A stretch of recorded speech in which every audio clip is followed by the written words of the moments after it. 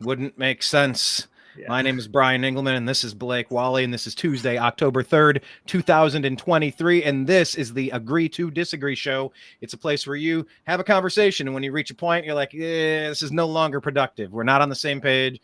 I don't get where you're coming from. You don't get where I'm coming from. Let's agree to disagree, and let's move on to the next topic. Blake, before we get going, what is your T-shirt that says wanted? Let's see it.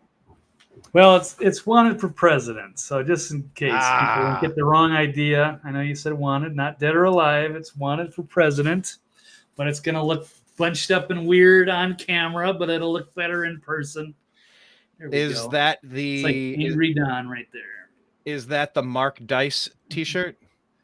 No, I think I don't know, Liberty Fanatics or something. I saw it online. I can't quite be sure.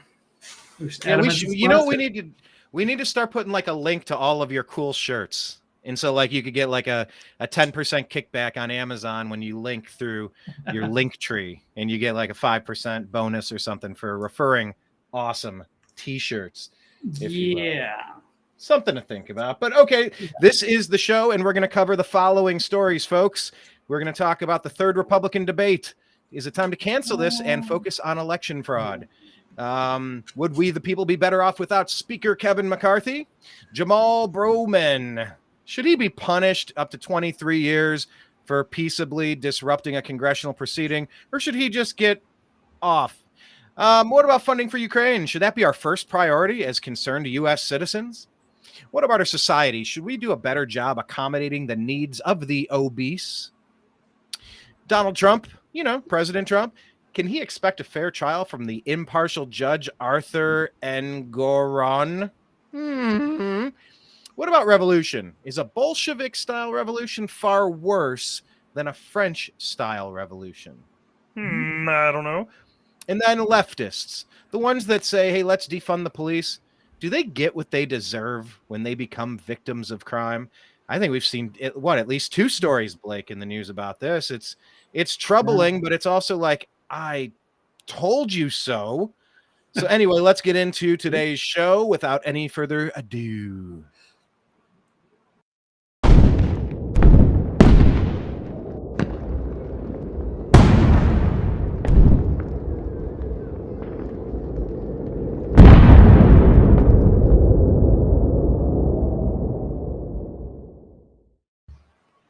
As you will notice from that awesome intro, that awesome stinger, that is Ted Distel of Digital Stoke Media who created that. And it really is. It sums up what it feels like right now to send up the flares, the warnings in upside down flags signaling a nation in distress, because my God, we are a nation in distress, Blake. So many important stories in so many places to begin, but I guess let's go with the breaking news. I could have easily talked about the third Republican debate, because really, forget it. Let's just start with this one, Blake. The third Republican debate should be canceled to focus on election fraud. Blake, do you agree or disagree with such a statement? No, I disagree with that one. Oh, you do? Good. We're in disagreement. Tell us more. Well, it's out of the Trump campaign. Let's see if I can find it. I know where we're going to start today. Maybe as a quick note, yes, sorry for the delay. Brian had some issues around the house that he had to take care of. No worries. We got a little short and show. Beginning the process of taking care of it. Everyone's like, oh, those homeowners, they have it so good. It's like, no, you don't. Until you get hit with an $18,000 bill for a plumbing issue, or a $15,000 bill for a HVAC issue. Yeah. It's kind of nice being a renter when you don't have to put up with that type of crap. But yes, welcome to my day. But we got here as close to 3:00 as possible. We digress. Blake, continue. So you think we should not suspend the third Republican debate? We want to see more of the junior varsity squad and focus less on uniting as a party and defending the clear front runner for the 2024 election. I'd love to hear your breakdown on this. Well, yeah, the Trump campaign advisors are saying the third Republican debate should be canceled. The Trump campaign is calling on the RNC to cancel its third debate on November 8th. So that's about 5 weeks from today. Senior advisors cancel. And in an October 2nd statement, that would be yesterday, posted on Trump's election website, advisors Susie and Chris say the RNC should cancel the debate in Miami and end all future debates to focus its manpower on preventing Democrats' efforts to steal the 2024 election. But I guess I would just say, why can't we do both? I completely agree that they should absolutely focus on preventing the Democrats from doing any shady stuff like they potentially got away with last time. No, just maybe they didn't, maybe they did, but just for everyone's peace of mind, just so that we have the proper amount of people looking over things, making sure there's not shady 2,000 mules or stuffing ballots. That way no one's got any room to argue and we can all happily accept the results. But at the same time, I do like to hear these policies put out. I think these other candidates deserve to be heard and be on the stage. At least it's for our entertainment or what have you, but it's a good time for them to promote themselves and see where they stand on the issues, as well as for the regular American public to see what kind of ideas the Republicans are offering. So yeah, I absolutely continue. I don't see any reason to just shut it down. I do. Okay, go for it. It's absurd. This is, I don't know what sport everybody has the most practice with and most experience with, but I played football. And so, the big kids played on Friday nights under the lights. That was the prime time game. That was it. Then on Saturday mornings, there was the junior varsity team that would play. So you'd usually, like, if you were at home varsity's at home, then JV's on the road. It was usually the opposite of whatever it was. Maybe not always, but usually. And so when I was a junior and I was not a starter for my undefeated team, I was a starter on special teams, kick return, punt return. So like I started on special teams, but I was not the starting right defensive end. I was the first backup defensive end. So that meant when I was a junior, I would go play on Friday nights on the special teams, kickoff, kick return. Yeah, kickoff and kick return, I meant to say. And I would go play defensive end as the starter on Saturday morning because I wasn't good enough to be the starter. So this is all JV stuff. What are we worrying about? I'm going to mix my metaphors after taking so long to explain football JV stuff, but now we're in the minor leagues of baseball. Maybe that's easier to understand. Let's focus on the team that is competing for the championship. Let's focus on the team, the one that's going for the MVP, for the Cy Young. That's all in Major League Baseball. That's all on Friday night. Why are we spending so much time on the minor league stuff? You need to support your team. And what is disgusting to me is the inability for the Republican Party to circle their wagons and protect their clear front runner, to actually go on the opposite side and promote idiots like Chris Christie, who are actively trying to attack the front runner and throw them under the bus, trying to ruin them, siding with the deep state, all of the bearing of false witness, the frame jobs, the political persecution, the malicious political prosecution. This stuff is of paramount importance to a nation and to a party and to the 2024 election. And you're telling me about light bulbs and curtains. You're playing the fiddle while Rome burns. You're rearranging the deck chairs on the Titanic. None of this is relevant. None of this is remotely as important as defending everything that is being thrown at President Trump right now. The party, it's stunning to me, Blake. I understand the Republicans in name only, the fake Republicans, the John McCains, the Mitt Romneys, the Liz Cheneys, the Mike Pences. Go down the list. I get that they are deep state assets. They are not conservative. They are not Republican. They are not libertarian. They are deep state. I get that.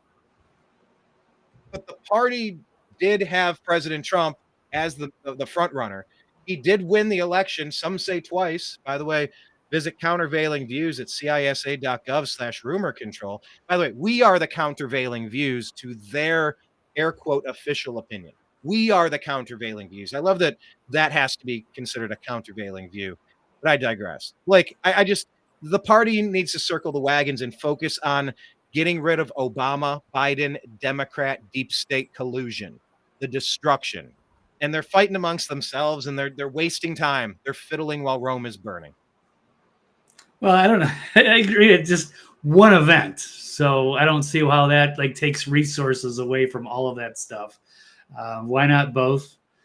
It's their chance. I don't know. I don't see how that affects anything, except if you were the winning candidate. I mean, that'd be like the Baltimore Ravens saying, "Hey, I think we got the division wrapped up. Why do we even have to play the Browns or the Steelers anymore? Because they clearly have no shot. We're the best team." So is that fair? I mean, that's what Trump's doing by not attending. Trump is like, you guys he's still winning. He's still way ahead. Yeah, it doesn't matter. But some of these guys might want cabinet positions, or or they're going for VP, what have you. So I get that it's a practice field where they can work on their craft. I get that it's like practice, playoffs. I just hope we can win a game. Talking about practice, man, not a game, not a game. We're talking practice. The Allen Iverson and Jim Mora. Yeah, I just, it would be nice to see some sort of unity from that Republican Party, Blake. The that's not going to happen. Circle their wagons every damn time. They will gaslight you to your face. This is like the toddler that unzips his pants and starts peeing on your foot and smiling at you while he's doing it. And he's like, Jimmy, why are you doing that? He's like, I'm not doing anything. And they're just whizzing all over your leg. It's like a psychopath. The Whoopi Goldbergs and the people are, no, he must have been pulled. He thought he was pressing a button for a door. And you're like, it's raining, and you're telling me that water isn't wet. I like it's the most bold-faced or bald-faced lies. In the comment section, is it bald-faced or bold-faced? BALD or BOLD? Blake, which one do you say? They're both correct. I would say bold, but it can be both, really. I think I've looked that up before. I love the semantics, the specific semantics. But anyway, the point is, Blake, look at the Democrat Party. They're not having a primary. Look what's happening. I honestly think, Blake, they won't allow it. They won't allow Biden to be challenged because they know he's going to look bad. Yeah.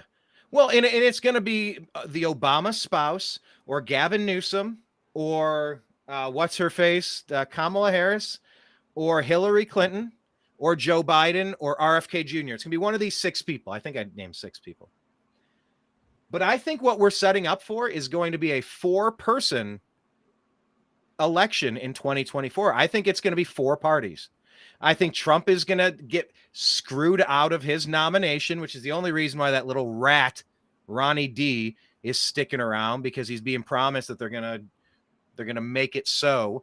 And I don't think that the GOP is going to nominate Donald Trump. And I think they're going to just prop Ronnie D up thinking they're going to get the MAGA votes. And Trump's going to go, yeah, I'm running as MAGA. I filed my paperwork. You didn't think I was going to file my paperwork? Of course I filed my paperwork. I'm running as MAGA. It's a new party. Make America great again. Piss off Republicans and piss off Democrats. And you got on the other side, RFK Jr. He's been totally shut out of the process because the Democrats are the worst at everything. And I hate the Republicans. That's really saying something.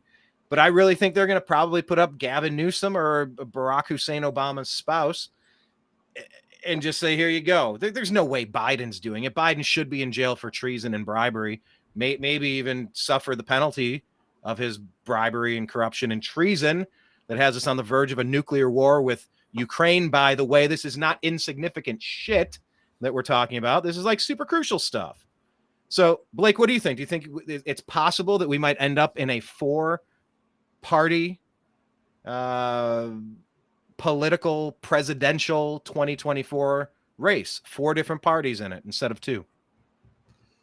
I mean, there's going to be multiple parties, and we have, of course, RFK Jr. Yes, most likely looking like he's going to run as an independent. And yeah, I could see the Republicans and the neocons and the Karl Rove types, and we're colluding with Fox News to shut out Trump.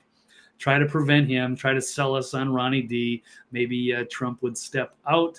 So I guess that could be a 4. And then you'd have Cornel West also as a potential spoiler. I don't know how much he gets, but 1%. I would like to see Trump just, how about Trump runs with RFK Jr.? I wonder if he'd be up for that.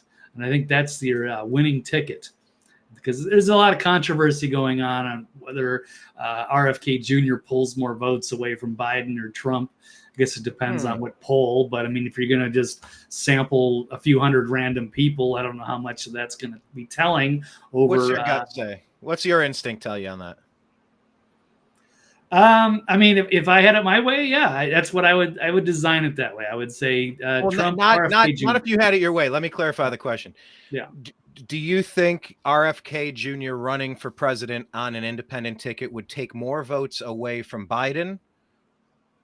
And I guess is it any Democrat presidential candidate? Because I mean, Biden's not going to be there. It's going to be Hillary Clinton, Obama's spouse, or it's going to be Gavin Newsom. It's not going to be Biden. But are we saying any Democrat presidential nominee for 2024, like a generic candidate? Well, I'm going to say I think that RFK takes the terms up are important. Right. Well, I'm going to say RFK takes more votes away from Biden than he does Trump. Because although I really like RFK Jr. and I was ready to, get on the bandwagon and even register as a Democrat to support him as a delegate, if he doesn't, I won't have to. But at the end of the day, I'm still going to vote for Trump over RFK. So if they could run together, I think that's the best of both worlds. And I think RFK might connect with some of the Democrats. Maybe they're going to, wake up, because he was already polling around 20%. Yeah, 1 in 5. That's huge. So do you think RFK would take more votes away from a different presidential candidate? Like, do you think Biden would have a disproportionate amount leave him versus if it was Gavin Newsom, it would be more palatable to just stay with Newsom instead of go to RFK? Do you think it matters Biden compared to Hillary Clinton or Biden compared to Barack Obama's spouse? I don't know, because I think those are still all kind of on the same page. I think RFK is actually something different, even though it's actually technically old school. It's like a regular JFK Democrat. And maybe those old school Democrats are going to more align with that than they are with the woke radical leftists that they don't necessarily, that they've been supporting because they're anti-Republican. But I think maybe they could feel good about RFK. So, I also wondered about the presidential debate. Is the issue of abortion going to be such a big deal, since now it's like it's a state's issue? Go to your state, live in your state. If your state doesn't care, nothing's changed. Like, is that still going to be like a big wedge thing for the Democrat Party? Like one of the only things they keep going to? Like, is it going to be even more so because they're going to be told you lost your rights? Or is it going to be like just it's a state issue because it's a local, go to your state and your state handles it. It's not a federal government issue. Do you think that's going to splinter common sense people who just really care about killing babies? Because there's a lot of people that are like almost ready to vote Republican. They could stomach conservatism or just like a reasonable form of government, because there's nothing reasonable about the Democrats. But they care so much about abortion. They could never envision going to the other side, the dark side, the evil ones that don't want to kill. They consider them dark. We're living upside down world, I suppose. But do you think that issue is going to be as important or less important or more important because of the Supreme Court? I think it's a poison pill, and they could do that to sabotage the Republicans' chances. I think they need to avoid that one. I think Mike Cernovich has been very vocal about that, and I agree with him. That's the way the Republicans can destroy this election is by making a hardline stand on abortion. So they can have all the right issues, and then all of a sudden they'll say, I think that abortion should never happen, and whatever. They're going to take a hardline stance, and it's about Jesus and God, and whatever. They're going to destroy it because people are going to say no, even though I can agree culturally that it's wrong. It's a bad part of our culture. It's a complicated issue. But if people are going to say, it's only 6 weeks and this and that, that could really screw things up. And it'll get the Democrats fired up to go vote against Republicans. So I think if they can make a reasonable stand and, say 3 months or just not push it too hard. We don't want to see that because that's kind of brings up the classic, GOP, the old conservative neocons that people don't like. Although it's weird seeing the radical leftists cozy up to them now as they think Trump is somehow the bigger threat.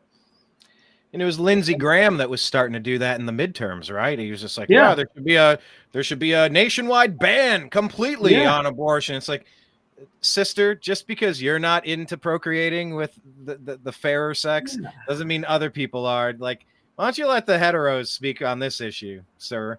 I'm sorry, is Lindsey Graham still in or is he out? Yeah, is that a thing?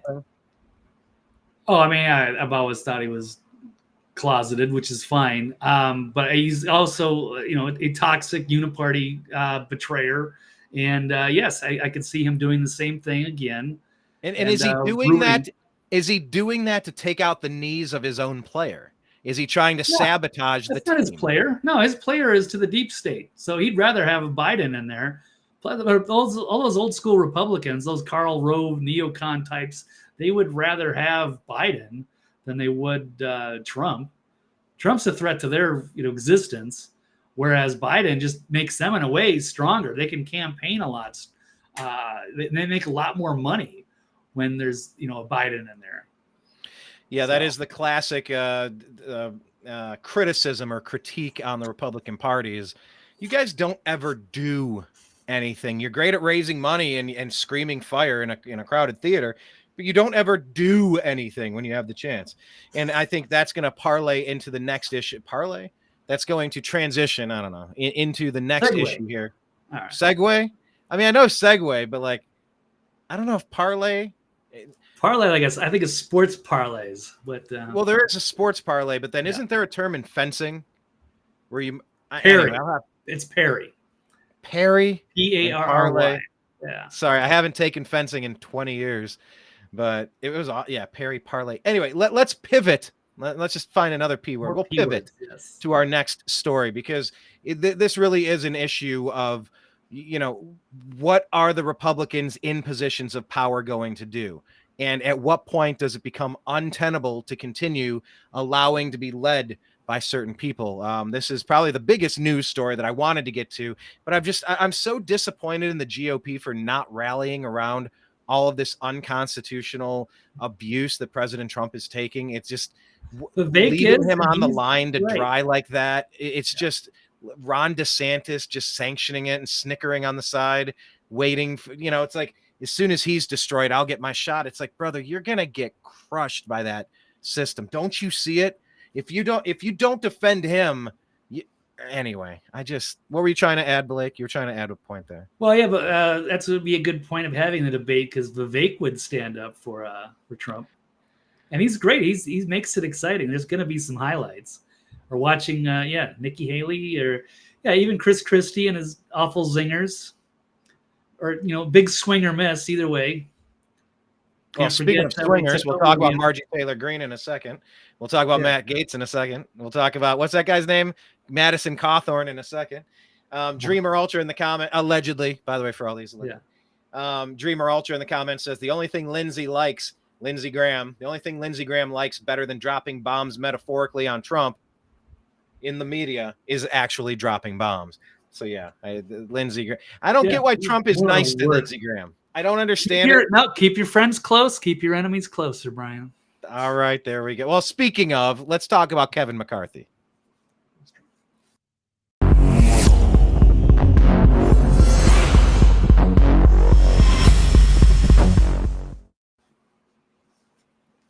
So is Kevin McCarthy a friend or a foe? Blake, agree or disagree that we the people would be better off without Kevin McCarthy as speaker?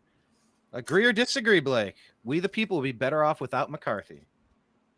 I guess I'm gonna have to say agree. No, he's a professional. He's a smart guy. There's certain times where I do like what he says, but at the end of the day, I really can't trust him either.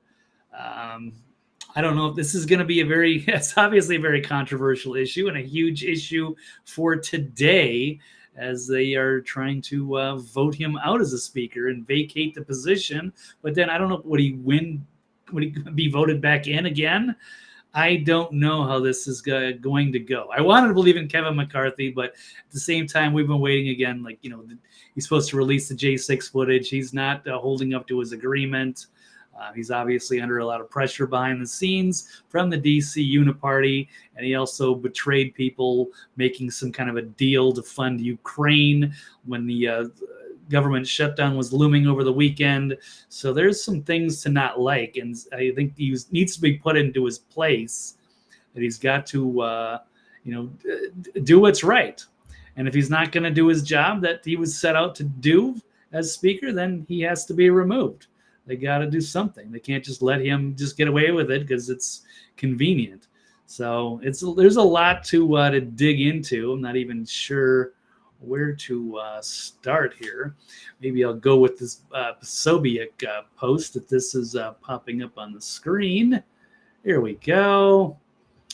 Motion to vacate likely to pass. Speakership vacated immediately. Then a new speaker is voted on as many rounds as it takes. Takes just like January, and McCarthy will likely stand again for speaker. So I don't know. Who are we going to replace him with that's better? You got Rhino Emmer as one name that Jack's heard as also running. And I like Emmer okay, but I mean, I don't know a ton about him outside of, he's from Minnesota. He's also he goes after the cryptos.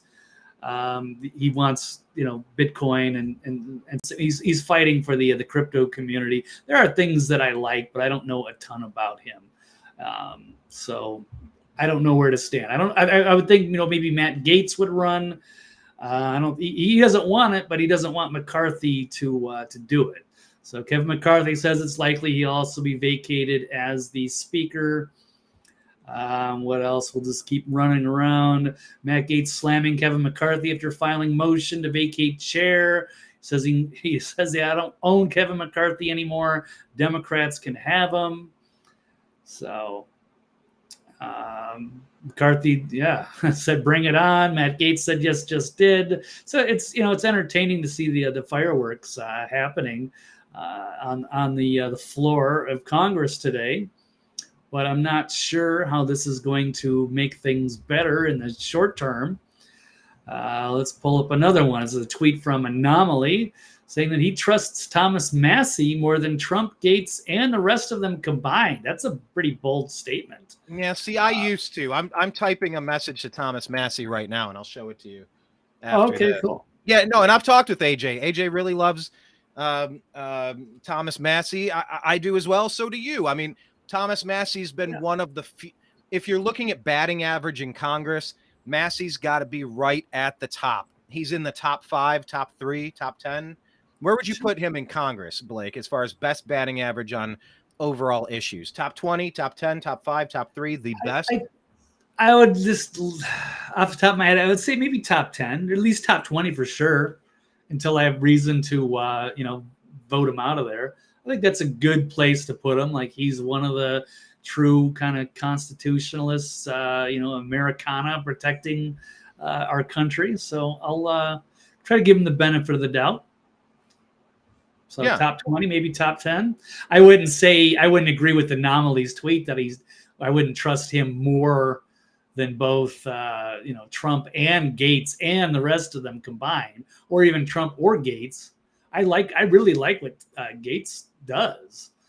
So I don't know. So that's maybe a story for another day. But here's Thomas Massie saying, from his perspective, the House has been functioning better, more transparently, and more conservatively with Speaker McCarthy than it did with Speaker Boehner or Speaker Ryan. Now, I would 100% agree with that. Speaker Boehner and Ryan were awful. Terrible. Maybe, just slightly better than Pelosi, maybe. So, there's some things to like about Speaker McCarthy. But if he's not going to do what he was supposed to do, and if he's not releasing the J6 footage or, any other things, or if he's making, deals with the rhinos and the Uniparty and throwing our money away into Ukraine, there are major problems there too. He's not as bad of a snake as some of the rest, but that doesn't mean that, he deserves to be that spot either. What happened there? Oh, did you pull something up? Okay, yeah. Yeah, I just switched it. It's literally exactly what we're talking about. Oh, do I have to punch it twice here? Yep, that's the two-factor now. Nah, I don't like the two-factor. I was already past it. But anyway, this one says from the New American Media. Follow us on Twitter, by the way. Blake is at TV's Blake Walley, Walley, and the New American Media is at American_media_. While we were discussing that segment, I released this. I said, very difficult post to read from the normally sharp Thomas Massie. Speaker McCarthy hasn't released the full J6 footage as promised. McCarthy hasn't put forward single-item voting protocol. McCarthy funds Ukraine with side deals. McCarthy's broken promises lost we the people. Because Thomas Massie said, I guess you just read this one, but yeah. Also, Grace Chong underneath, she says, Massie gave Biden a blank check with the McCarthy-Biden-Massie debt deal. Of course he would say this. Remember, libertarians are fundamentally left-wing. They are progressives with tax cuts. They always side with communists. I don't think that's fair. I don't think it's fair per se. Blake, you would agree with that, right? Yeah.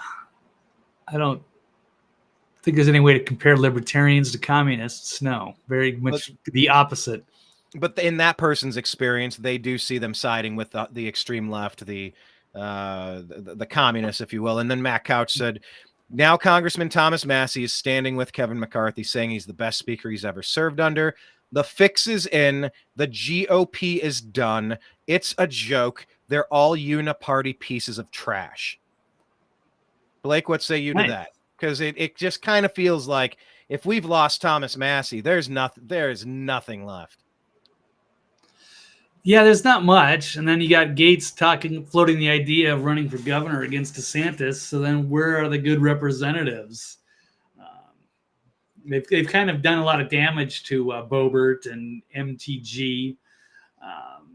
Rand Paul's great, is in the Senate. So, yeah, where's the new crop of, MAGA Republicans that are going to come in and do something, make some noise in the halls of Congress? I don't know. So I'd like to, keep the few that seem to be good. But seemed to be good. Yeah. Right. I mean, at what point do politicians commit egregious, unforgivable sins? That's a tough question. I've never seen a politician that I like for very long. I mean, we had Jason Chaffetz was good. Trey, who's South Carolina? I forgot his name. Trey Gowdy was good. Sort of. They talked a big talk and they never did shit. Justin they were Amash, talking. Did I say that? Yeah. Which one? Did I say Justin Amash? Nope, but that's another. Okay. Where is he? Michigan? So there's a few. Yeah. This was Utah. They've left. I mean, they also got to respect them for doing the term limits. But unfortunately, when some of the good ones step down, and then they're not replaced by other good ones, they're just another swamp creature takes their place. So how do you see this playing out, Blake? Wrap this up. We're going to bounce to the other stories. I know we have you for another half hour, 25 minutes max. You let me know when it gets to the 10-minute warning. Yeah, we'll look at a few more. Let's a two-factor here. Let's pull up another one from Laura Loomer. Disgusting. Jim Jordan just gave a speech in support of Speaker McCarthy. Sellout. That's Jim Jordan I do like most of the time, but sometimes he can be disappointing, and you kind of wonder who's he loyal to. So he's saying now Jim Jordan. I don't know all these people in Marjorie Taylor Greene. Though she's got a major feud with her. All said they won't vote to remove Speaker McCarthy. These people are obstructionists to MAGA victories. We deserve better. MTG already covered your tweet. MTG got really uncomfortably chummy with McCarthy. I did not like seeing that at all. Yeah, that was really weird. Gross. So I don't know what to make of that, but I guess we're still, going to wait and see. It's not quite definite on what the direction we're going with the speakership. It's great to have, Republicans in charge of Congress change things up, but we're expecting more. And now it's in chaos and it's divided. And I don't know who steps up from here. So, Brian, if you had a named speaker, who would it be? Steve Scalise. Okay. That's the name I've seen the name floating around. I don't know much about Steve Scalise. Okay. I mean, I was kind of surprised. Like, I don't know that much. Like, it's a very definitive answer, Brian. So I don't know. I'm gonna go with Gates. I do like. Yeah, I mean, Gates is the one. Gates is the one that you need somebody with a vision and somebody who's going to be consistent. And he's had a vision and he's been consistent. Like all these side deals, man. It's just this is what we're sick of. We are beyond sick of this. I mean, funding Biden's budget. How in the world did the Republicans sign off on that? How in the world? It baffles me. And then to just have a separate side deal ready to go so that you could just subvert the wishes of your party, of that constituency, that just like, why don't you repair the ecological damage in East Palestine, Ohio? Why don't you help the natives, the landowners of Maui? Why don't you help them rebuild in Hawaii? Why don't we deal with all of the junkies on our streets and the increasingly brazen criminal elements of our big cities and put more boots on the ground to get these monsters behind bars so they can't harm another innocent person? What in the hell are we funding Ukraine for? Good Lord, it's money we don't have. How many trillions are we in debt? Like, it's all absurd. It's all backwards. All of it. So I would like to, I like that Gates has been considered. Do you want to play this clip here? This is in his words. Thank you for pulling this one up as well on your Twitter, your X. Sure, So I can put the volume there. We're putting it out to the entire country. This is what we'll do. Oh, it's running just fine in the But background. On that very as soon as first I day turn that the we're volume, sworn in, you'll see that it all changes. Because on our very first bill, we're going to repeal 87,000 IRS agents. Did he do that? No. Did he do that?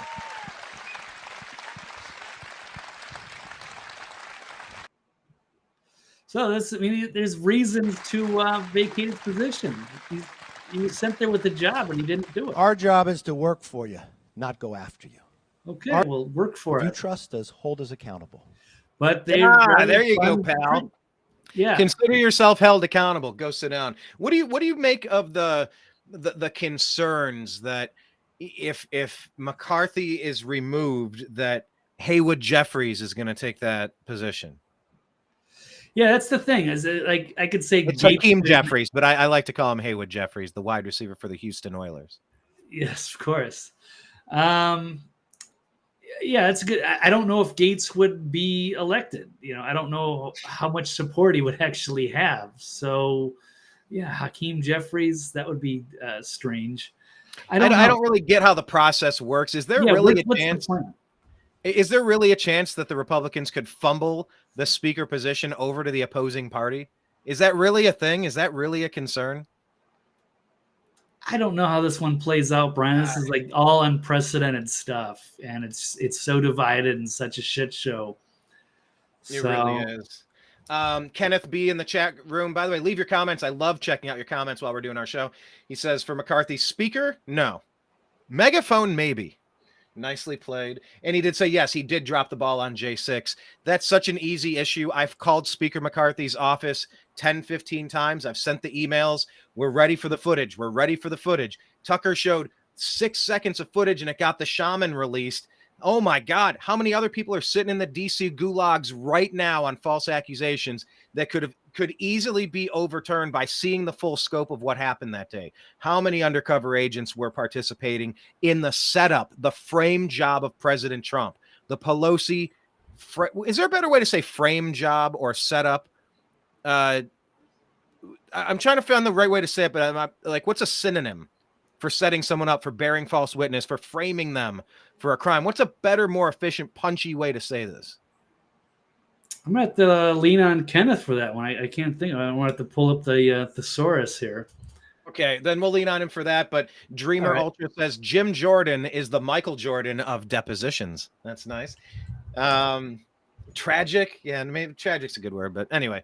So what's fixed? How about fixed? Set up, trumped up, hooked up, fixed. trumped, fixed. I saw a post. I put it out maybe on Instagram. I don't remember where it went, but it said, future generations will refuse to believe that trumped up charges did not come from this era of time. Like you would imagine, where does that phrase come from? Oh, it's because they framed President Trump like 9 times. The deep state hated him so much. His own party was framing him. Yeah, they're trumped up charges because of President Trump. It's like, no, that's from some other phrase. No, that's got to be. There's no way that's coincidental. Trumped up charges are for President Trump. Like, that is a glitch in the matrix right there. Anyway, okay, what article do you have pulled up here, sir? Well, this is, I think, one of the other show topics. I guess we could, segue to that. And that's really about, despite the growing opposition and serious problems at home that we're getting into, Democrats make Ukraine funding their top priority. And we could also put McCarthy and McConnell in that. So I was just scrolling down towards the end of this article to show that, that McCarthy can't be trusted. And they're more concerned about funding this Ukraine war. And what are we doing? It's so many just countless billions of dollars going into a black hole. They're funding whatever soldiers of fortune or whatever, funding their private army of mercenaries and all these weapons that they're dumping in there to go against Russia. We just never should have gotten involved in that. And there's so much money that that would have been better used here. Or why can't we have both? But they're just not doing anything. That's why we want to get Trump back in there, because we want to go back to an America first policy. And instead, it's always the opposite with these people. So it just makes you wonder how much they're skimming off the top. It just makes you wonder. What are they saying? Biden has 22 different shell companies, and his brother Jim Biden is the orchestrator. Like Hunter's the bag man. Like, this is a mafia family. This is like the Goodfellas. Yeah, Goodfellas. I was trying to combine Goodfellas. Godfather and Goodfellas, and I'm like, oh yeah, Goodfathers? No. Godfeathers? No. Hold on. I'll get this. Either way, Pacino's in it, maybe. Or maybe it's the other guy. I don't know. One of the or the other guy. Maybe it's Pacino. No, not De Niro. No, not De Niro. Maybe it's Pesci. Yeah, it's got to be Pesci. I don't know. Anyway, but this is insanity, Blake. Like, America has so many problems. We need $5 billion to seal the southern border. Seal it, and have bouncers checking IDs on the way in. Let people pile up in Mexico. We're set, like you said, countless billions of dollars overseas, so that they can be these people we've never met can be blown to smithereens. I don't want that. Nobody wants that, but they want that. That's the military-industrial complex, just saying, look, you're not in charge of what's happening globally. Just you push this through, whatever it takes, or else you'll be slipping with the fishies. See, it's like this is not an America. Now we've been overthrown by the mafia. Yeah, it's kleptocracy. Yeah. So the side deal, Blake. What do we know about the side deal with McCarthy? Because I think that was the final straw. Yeah, to get that race through a bunch of funding for Ukraine, even though we were on the edge of a government shutdown. So. It's unbelievable. And so what? They deferred it for 45 days or something? They kicked the can down the road? Yeah, 45 days of temporary funding until the next time. But they made sure to give a blank check to Ukraine. That was the most important thing, yes. It's not the Americans struggling here at home. It's not for the border. It's anything like that. No.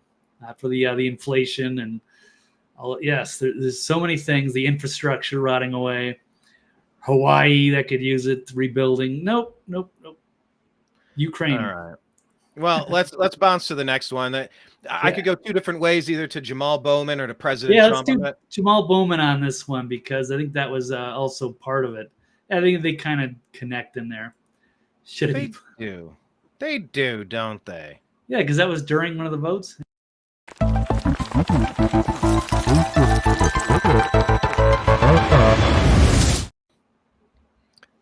Blake, agree or disagree that Jamaal Bowman should be punished to 23 years in jail for disrupting a congressional proceeding like the J6ers? I am going to disagree. What? Although I agree that he should be punished, absolutely. 23 years is pretty excessive. So I don't want to join with the Democrats in that kind of, over the top punishing of people.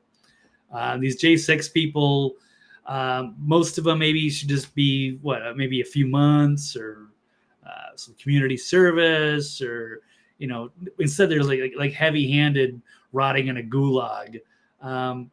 So I don't think we want to do that to our Americans unless they were violent or they were conspiring or they actually were trying to be involved in an insurrection or something like that. That word is so silly. That word. Right. Well, they're trying. Yeah, it sounds silly because I think they wanted a lot more to happen. And so when they're trying to say insurrection, it does sound ridiculous because that doesn't fit the definition of what an insurrection was. It was just a protest, and some of the people were inside and mostly just walking around the halls. But a few people were smashing windows, and those people should be punished for what they did, not necessarily thrown into a gulag. That should have been reserved for maybe just a handful of people. But no, but this guy, maybe he should step down. He's definitely should be punished, and not necessarily even for pulling the fire alarm. It's I think worse that he lied about it and then tried to say that this was trying to distract everybody that Republicans were Nazis. So let's pull a few of these articles up here. I thought this one was very good. The Federalist. Here's why the media's lies about Representative Jamaal Bowman should concern you. Did that pop in? Okay, thank you. I double clicked it. Good call. So only those who feel no accountability and fear no repercussion will lie and dissimulate the way Democrats and the media do. This just kind of goes into, let's give you a little background. Most people are familiar with the infamous vanishing commissar photo of Stalin and Nikolai Yezhov. He's a secret police official who organized mass arrests, torture, and executions in the Soviet Union in the late 1930s, but was himself later arrested and executed. His likeness and subsequently removed from all official photos, including the one of him and Stalin at Moscow Canal. Today, he's a primary example of how the Soviet regime would make someone disappear as if they never existed, literally erasing them from historical record. And disappearing people in this way is something tyrannical dictatorships do because they feel no accountability to the people on whom they rule. Whatever the regime says, no matter how outlandish or patently false, is reality. And if you dissent, then, well, you might be disappeared too. So we've got, here's where the things get a little Soviet. So in the aftermath of this evacuate, Bowman, so he pulled a stunt. It's under investigation by Capitol Police. He pulled a fire alarm in the House office building on Capitol Hill, which forced an evacuation. It was during a series of contentious spending votes on Saturday ahead of the looming government shutdown. But he was caught on security camera, and it's clear that he pulled the fire alarm as a delaying tactic precisely to force the evacuation of the building and disrupt official congressional business. And that's exactly in the parentheses here, the kind of thing media would call an insurrection if a Republican had done it. Now, Brian, notice during that January 6th and all of the MAGA people that were in there, nobody pulled the fire alarm. Nobody did anything. Yeah. So, but this congressman did. So, most of the people that were inside were super respectful, right? You had some skirmishes on the outside, but was there? Now, I did see people going in and out the window. We watched them break the windows. We were filming it. They were climbing in and out of windows. So there was stuff happening there. I don't know what was happening there, but I saw skirmishes outside. And then on the inside, I saw a lot of respect, but then I also saw stealing Pelosi's laptop and carrying around the lectern. Yep. So there was a mixture of stuff going on. And some of it's just mischief, a little good-hearted, a little good-natured mayhem. And then there was some violent, really bad stuff happening. There was a mixture of things. Yeah, absolutely. So, Is good-hearted mayhem even a thing? Did I just invent I that would, to try to I'm trying to excuse? use the word mischief, but there was some mayhem, absolutely. But no, those people might have been, infiltrators or feds So there or was mayhem, there was mischief, and malevolence. So there was a yeah, mixture. There was or a the mixture Antifa of mayhem. What do we say? A mixture of mayhem, and mischief. mischief, and malevolence. A mixture of mayhem, Okay, mischief, and malevolence. There's a I song like in it. there. There's a song in there. That's Definitely. for you wordsmiths. Kenneth B. Yeah, Can it be, Kenneth? for Can you write us sure. a song about a mixture of mayhem, mischief, and malevolence? Go. Put that into like an AI filter and like let's write a country song about it. Wrote a song about it. Want to hear it? Here, go. Yeah, what's that guy, Oliver, or what's his name? Yeah, I The saw him. Oliver man north of Anthony. Richmond. Yeah, maybe you should write a song about that. That's right. You got to see him at that big music festival. It was great. He was What- great. Place was what- packed. They loved him. He did good. Nice. So anyway, But back to the list. getting back to this representative, Congressman Bowman, he's a former high school principal. Is a high school principal? A former school principal. I'm not 100%. But if people in school knows what a fire alarm is, so this is where it gets insulting. He knows exactly what he did. He got caught, and then he got called out on it. Let's take a look at what he says. Fire alarm was an accident.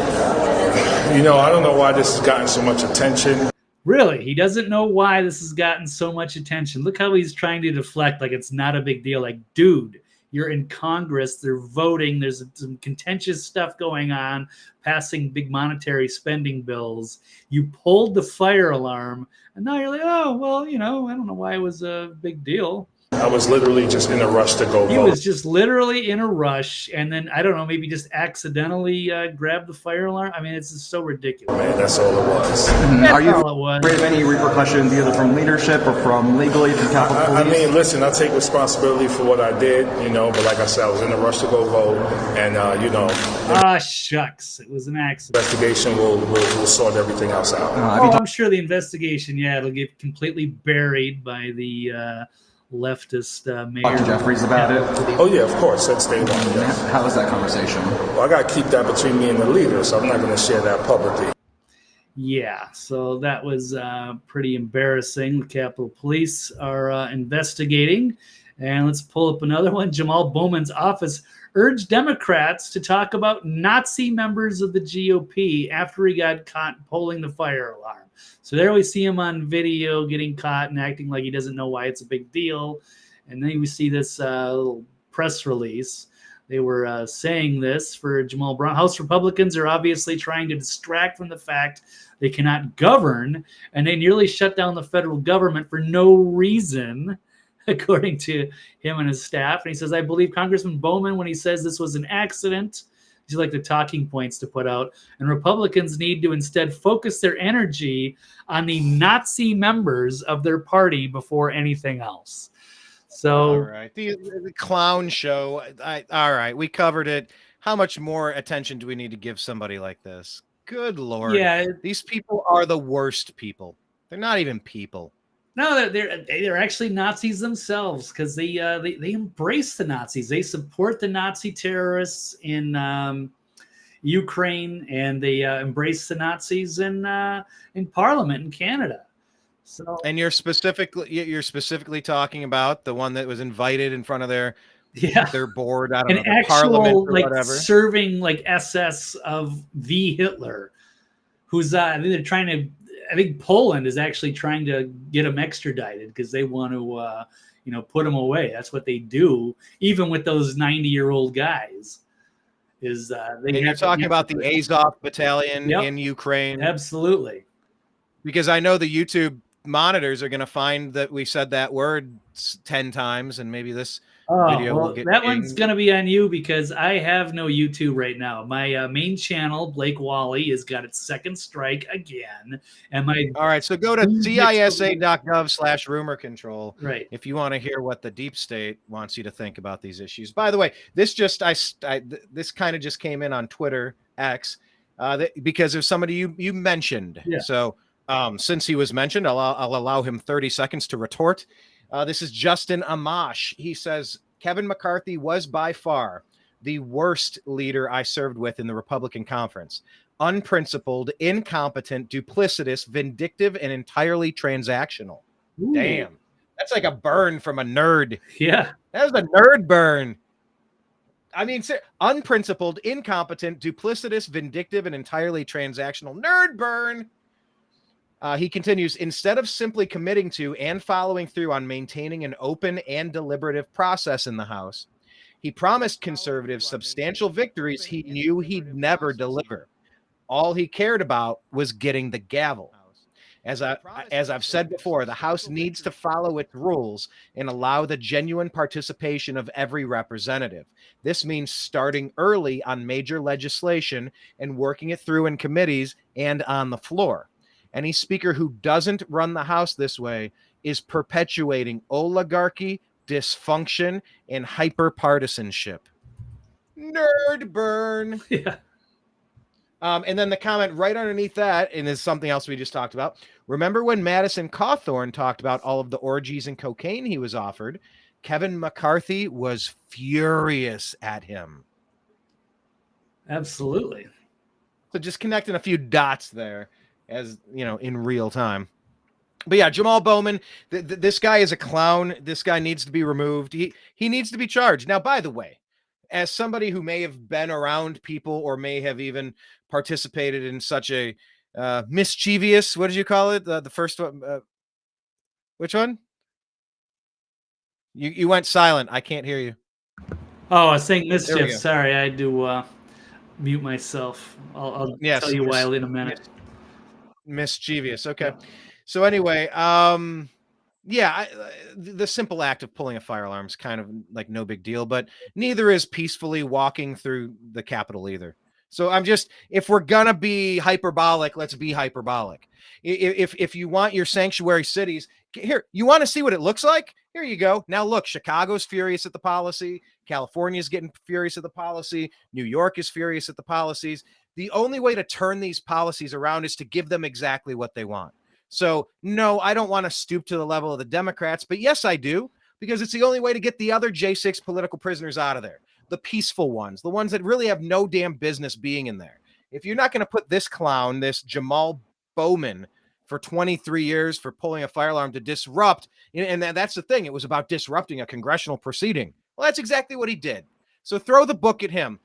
The Republican Party should be focused on the big things like this to show the dichotomy, to show the contrast between how absurd what they're doing is. I think there is a time to go tit for tat, to, you know, eye for an eye. It leaves the world blind. Well, you know what? Maybe it should cost them an eye to take mine. You know, what did Trump say? If you hit me, I'm going to hit you back twice as hard. So, you know, just throw the book at this guy. And the fact that he's out there still lying, let's wipe that damn smirk off of his face and throw him in jail. I know it's a long shot with the idiots in charge of DC, but come on. You know, while little Ronnie D's out there on Bill Maher, and I'm little weasel, I'm a little rat. I'm Ronnie D. I loved when Bill Maher said, face it, Ron, if your campaign was going well, you wouldn't be here doing my show. And that's the facts of it. But I would love to see the Republican Party in general focused on going after these layups. It's a loose ball. There's nobody on there. So just pick it up, run it in for the touchdown.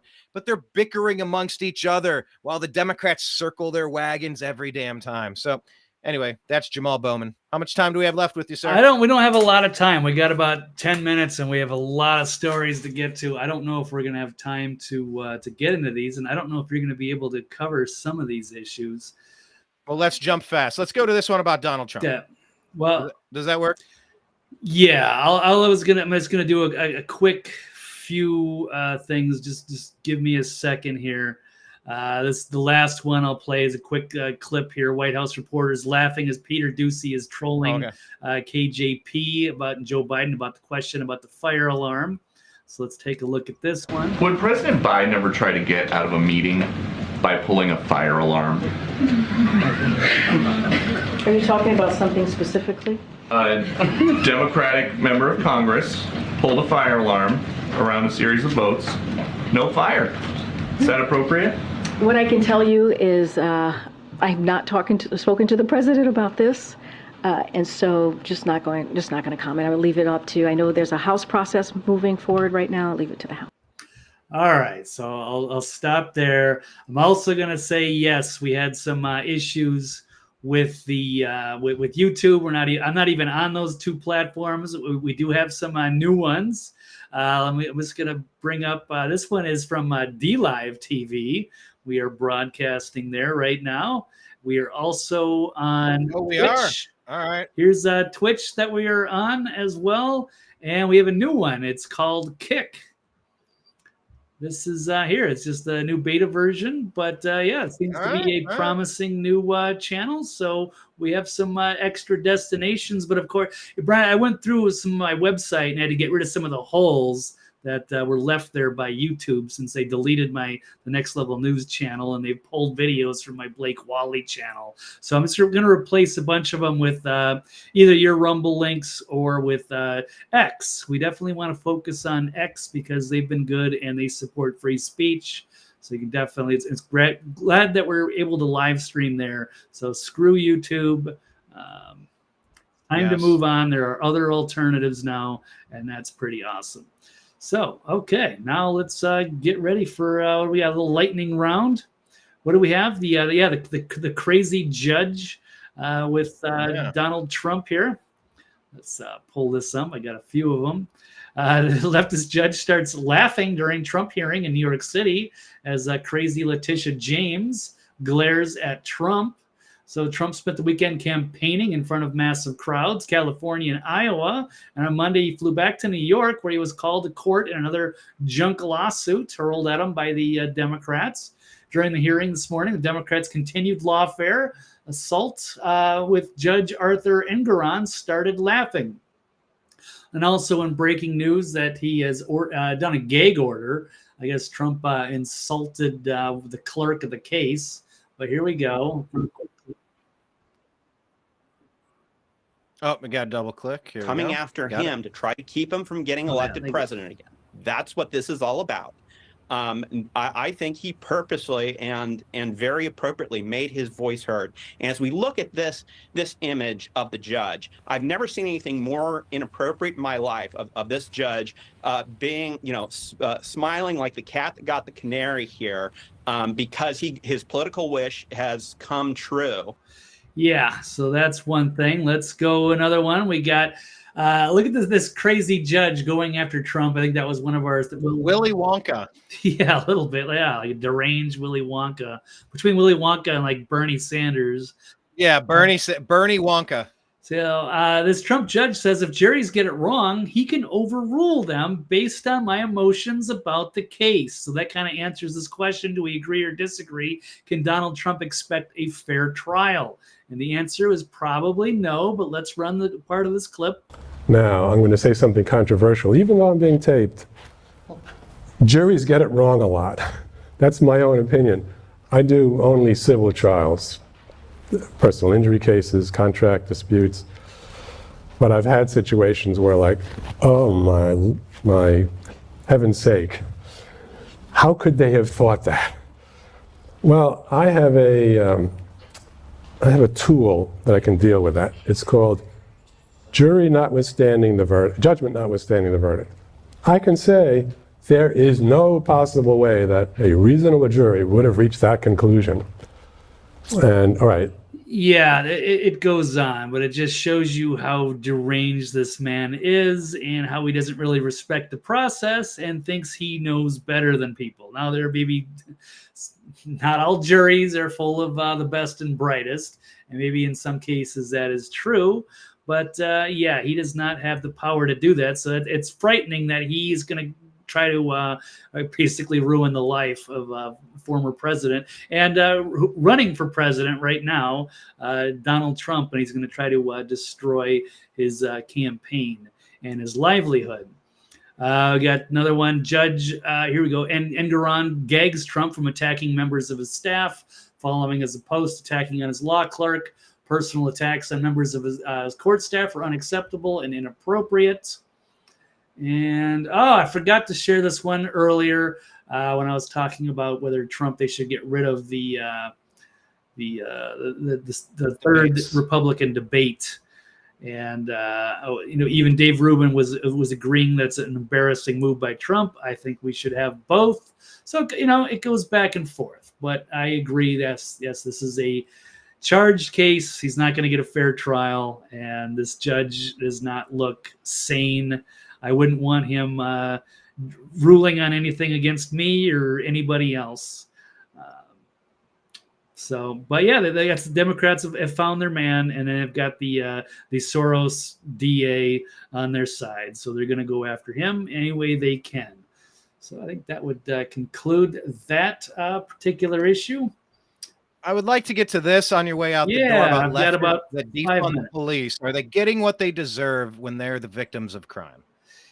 Yeah. So let's pull up. Let's find a story here. By the way, follow Blake. He's at TV's Blake Walley and thenextlevelnews.com. Yeah, so we have some very interesting stories. Speaking of, we had Cernovich. We have a couple of stories there, and it's also with Scott Adams. Interesting how this journalist in Philadelphia, who was just recently mocking right-wingers online, gets shot to death in his own home. In his home? Yeah. So let's see. Here's his tweets. When he went after both Cernovich and Scott Adams.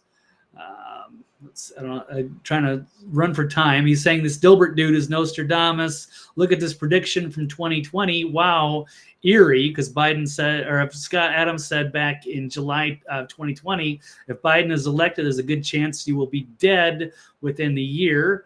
Not entirely how that, but it's kind of this falls into this whole Bolshevik revolution type of thing that Cernovich is warning about.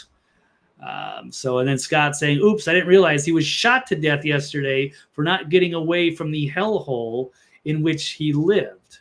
And Scott Adams was famously canceled because he said, get the hell away from people that hate you. Right. Get out of cities. Cities are not safe. The legal system does not protect good people. Like, get away. They've turned it into class warfare, race warfare. If you're in a bad spot, get the hell out of cities. Oh, absolutely. And Cerno's also been saying this, although he's still staying behind there in Orange County, it looks like, holding the fort. But he wrote this, The Return of the Bolsheviks. And here's the Soros propagandist dies, and he's pointing out this Josh Kruger, not, glorifying this. This is awful and tragic, but he's pointing out that these people are voting for this stuff. They want to defund the police. They're acting like there's not a big deal with the crime going on in these cities, and they're being victims in these attacks. Yeah, Ron Paul staffer stabbed, Angie Craig attacked at home, Mary Gay Scanlon got carjacked, Cori Bush car got shot at, and going into there. Oh, he's saying was an old quote here from Alexander Solzhenitsyn. Your punishment for having a knife when they searched you from being very different from the thieves, just going back to old Soviet Russia. For him to have a knife was merely misbehavior, tradition. He didn't know any better. But for you to have one was terrorism. It's kind of like how they let all these looters get away with everything. Crime is going rampant, but if you defend yourself, that's terrorism. It's a lot to get into in a short amount of time. But make sure you tweet some of these out and tag at American_media_ from at TV's Blake Walley, and we'll try to connect people to this story. I would like to give a little bit more time digging into this, but yeah, right. It's just unfortunate. All of this crime is so unnecessary. You just gotta run your place like a boss. You have to take care of your city, and that's the district attorneys. It's really just going after and arresting the violent people, the property damage. Like, you really have to go after them and just keep them locked away. You cannot do what you've been doing and just having a revolving door where people in cities are being terrorized. It's awful. People deserve better. Yeah, absolutely. And people are thinking maybe this is Tucker Carlson's warning about the Russian Revolution too. It's terrifying, and are we living in a similar time? I think this kind of brings up, would we rather have a Bolshevik revolution or a French revolution? And with the French Revolution, that was kind of the people, the peasants against the ruling class. And with the Bolsheviks, well, they're going to go after us. They're going to go after the patriots here. It's not quite exact, but it's where we're going to get run over by the communists, which would be quite terrifying because they're going after the January 6 people. They're going to be going after people like Cernovich or Scott Adams or people like you and I, Brian, the classic Americana stuff. This is we're seeing a repeat, and Chucker's also kind of going into how the middle class seems to be completely oblivious, and they're voting for all this stuff, and they don't realize the consequences. Meanwhile, they're just sitting in a movie theater, everyone's just absorbed, like there's no revolution happening. That's kind of terrifying. Whether it's BLM or Antifa, the foot soldiers on the ground that are going to be going after MAGA or jailing all the Proud Boys or the Oath Keepers or what have you, or just flooding this country with illegal immigrants. They're fundamentally changing America right now. So some very some things to be concerned about. And there's another one from Cernovich saying he won't pretend to feel sorry for a powerful Democrat. Henry Cuellar, who wanted law enforcement resources devoted to persecuting J6 defendants, choosing to allow murder and mayhem and mischief to terrorize Black DC residents. This was his choice.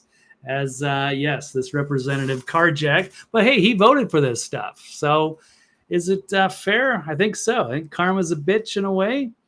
It's unfortunate, but that's the reality. But we'll get into more of it Thursday when we have a little more time to flesh this stuff out. I'm sure it'll still be a hot topic and something we're going to have to talk about a lot going into 2024 and what kind of country we want to live in. But anyway, I've got to run.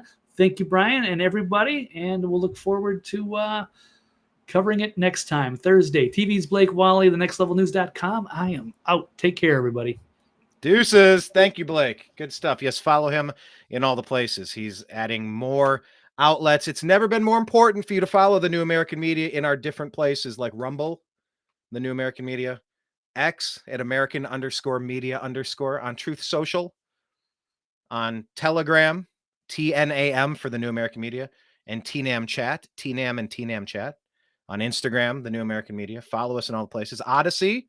We have all of our videos backed up on Odyssey now because we had one taken down. How dare they? I'm done with YouTube. They're dead to me. So let's make sure that we're connected in all of the places, please. Blake left me this story on his way out the door, so let's go ahead and cover this as well. Let me click the button twice if I still need to. Yes, I do. Yes, I do. Okay. This is from Gateway Pundit. An obese travel influencer who demanded other passengers pay for her extra seat now demands larger hotel hallways, custom toilet seats, and stronger beds to help fat guests. Oh, Blake, why'd you leave me this? Why did you leave me this? Okay. A morbidly obese travel influencer, whatever that is, who previously demanded that other passengers pay for her extra airplane seat is now making new demands. Jalen Cheney, a size 6X digital creator from Vancouver, Washington, who uses she, her pro. Okay. I don't ever want to read that again. Started an online petition in April demanding airlines make numerous costly changes to accommodate plus-size travelers like herself. Quote, the FAA must require all airlines to implement a clear customer of size policy. Customer of size policy that prioritizes the comfort and well-being of all passengers. This policy should include clear guidelines on accommodating larger passengers, such as providing larger seats, seatbelt extenders, and alternative seating arrangements, Cheney said earlier this year. No, Kenneth B, that is not fat with a P. P-H-A-T. Yo, that's fat. What are we, like in the mid-90s? What did P-H-A-T stand for? Pretty hot and tempting? Yo, that's fat. Pretty hot and tempting. You ever hear that? Instead of losing weight and learning some self-control, the gluttonous influencer demanded other passengers pay for her extra seat to accommodate her massive body. All plus-size passengers should be provided with an extra free seat, or even 2 or 3 seats, depending on their size, to accommodate their needs and ensure their comfort during the flight, she said. Wow, I thought that was a parody reply. Cheney is now demanding larger hotel hallways, bigger elevators, stronger beds, sturdy chairs, custom toilet seats, and handheld shower heads to cater to obese guests. Okay. A plus-size travel influencer who previously demanded other am I rereading this?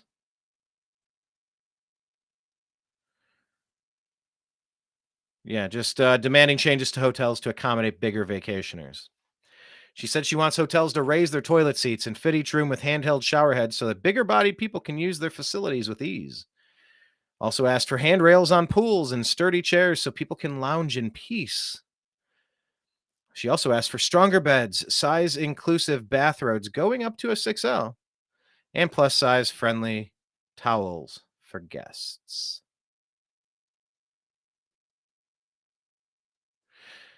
Okay. So I guess that's agree or disagree. Do you agree with her or do you disagree with her?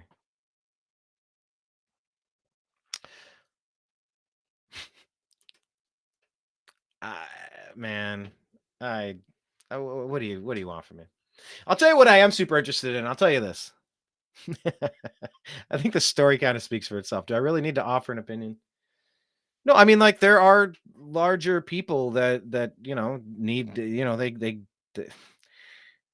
they have places to go, things to do, but it's like Dave Chappelle. At what point, you do your thing, but like, at what point do I need to participate in your role playing?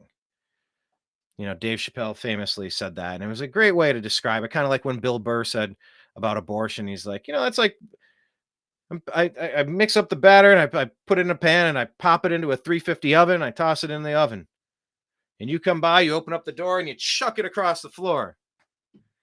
I go, hey, that was my cake. And she goes, it wasn't a cake. It was just batter. And you go, well, it was gonna be until you came in and did what you did and ripped it out of there. It was gonna be a cake. I made a cake. And it's like, wow, just such a simple analogy can mean it can make such a difference. But Dave Chappelle, to what level do I need to participate in your situation, in your struggles?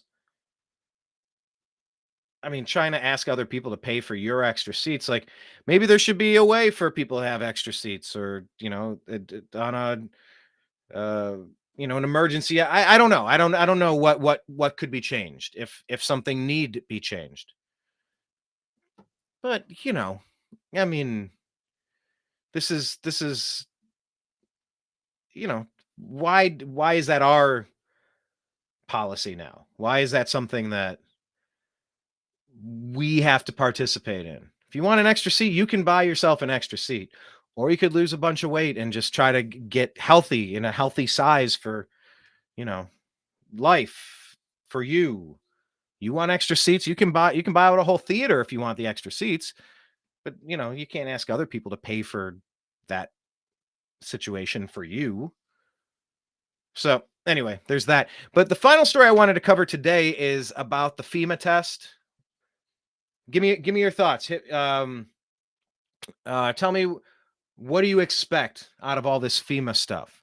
There's going to be that alert. What is it? 2:00 Eastern tomorrow on Wednesday, October 4th. The emergency system is going to alert all of us on all of our devices. Something very ominous about this. something very ominous feeling. There's a lot of theories out there on what it could be. I mean, but it's also on the heels of the emergency service test that did not occur in Hawaii.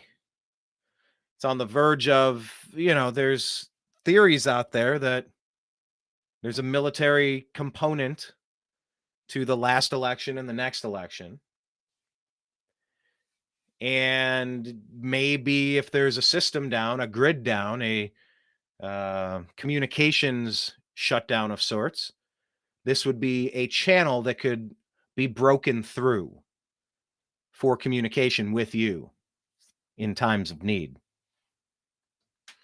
I did not go to my settings and turn it off. I kind of want to be startled by it in all of its glory before I then go and turn it off, if you can do such a thing. But it's a strange situation. And I'm curious to see how it plays out. So that's another question of the day. Type it in your comments. Let me know what you think about that. Do you have any concerns about this FEMA emergency alert system? Could it be used in a false flag, in a Project Bluebeam of sorts? I don't know. We're going to find out tomorrow, aren't we? So in the meantime, go to Spotify and subscribe to the Agree to Disagree show and find the New American Media in all of the places, please.